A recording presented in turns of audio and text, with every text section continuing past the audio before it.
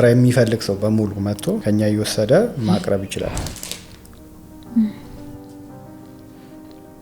ዋው የምር በጣም ይጣፍጣል። እኔም እኮ ምራቄን ዋጥኩኝ አንቺን እያየሁ 10,000 ብር ጀምሮ ያለው ሰው እንደ ቢዝነስ ነው ኖርማሊ ከኛ ወስዶ ሽጦ ትርፋማ መሆን ይችላል።